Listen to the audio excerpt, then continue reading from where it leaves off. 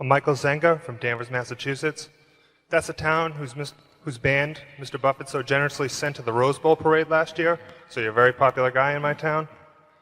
Good morning, Mr. Buffett and Mr. Munger. Mr. Buffett, I wanted to ask you this question last week when I ran into you after Gillette's annual meeting, but I choked. So now there's no pressure, here goes. In the years, from my reading, in the years from 1956 through 69, you achieved the best results of your career quantitatively, 29% annually against only 7% for the Dow.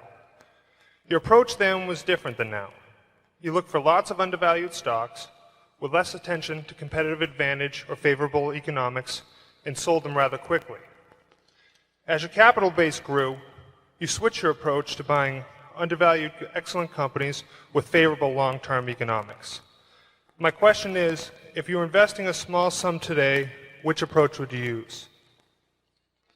Well, I would use the approach that I think I'm using now of trying to search out businesses where I think they're selling at the lowest price relative to the discounted cash they would produce in the future. But if I were working with a small amount of money, the universe would be huge compared to the universe of possible ideas I work with now. You mentioned that 56 to 69 was the best period. Actually, my best period was before that. It was from right after I met Ben Graham in early 1951. But from the end of 1950 through the next 10 years, actually returns averaged about 50% a year. And I think they were 37 points better than the Dow per year, something like that. But I was working with a tiny, tiny, tiny amount of money. And so I would pour through volumes of businesses, and I would find one or two that I could put $10,000 into or $15,000 into that were just ridiculous. They were ridiculously cheap. And obviously, as the money increased, the universe of possible ideas started shrinking dramatically. The times were also better for doing it in that time. But I think if you're working with a small amount of money, with exactly the same background that Charlie and I have, and same ideas, same whatever ability we have, I think you can make very significant sums. But as soon as you start getting the money up into the millions, many millions, the curve on expectable results falls off just dramatically. But that's the nature of it. You've got to,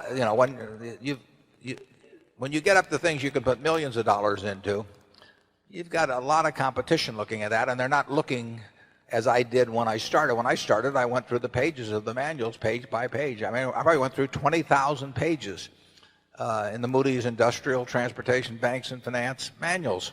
And I did it twice. And I actually, looked at every business. I didn't look very hard at some. Well, that's not a practical way to invest tens or hundreds of millions of dollars.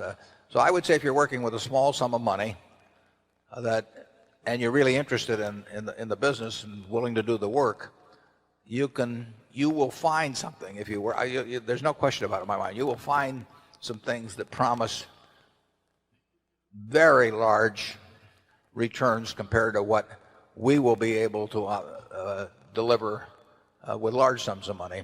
Charlie? Well, yeah, I think that's right. A brilliant man who can't get any money from other people and is working with a very small sum probably should work in very obscure stocks, searching out unusual mispriced opportunities. But that's such a small world. It may be a way for one person to come up, but it's a long slog.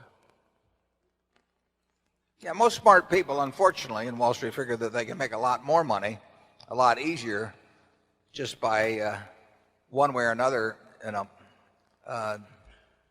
getting an override on other people's money or delivering services in some way that people. And the monetization of hope and greed, is a way to make a huge amount of money. And right now it's just take hedge funds. I mean, I've had calls from a couple of friends in the last month that don't know anything about investing money. They've been unsuccessful and everything else. And, one of them called me the other day and said, well, I'm forming a small hedge fund, 125 million he was talking about. And, like the thought that since it was only 125 million, maybe we ought to put in 10 million or something of the sort. I mean, if you looked at this fellow's Schedule D on his 1040 for the last 20 years, you'd think he ought to be mowing lawns. But Yeah. but he may get his 125 million. I mean, and it's just astounding to me how willing people are during a bull market just to toss money around because they think it's easy. And of course that's what they felt about internet stocks a few years ago. They'll think about something else next year too. But the biggest money made in Wall Street in recent years has not been made by great performance, but it's been made by great promotion, basically. Charlie, do you have anything? Well, I would state it even more strongly. I think the current scene is obscene. I think there's too much mania. There's too much chasing after easy money. There's too much misleading sales material about investments. There's too much on the television emphasizing speculation in stocks.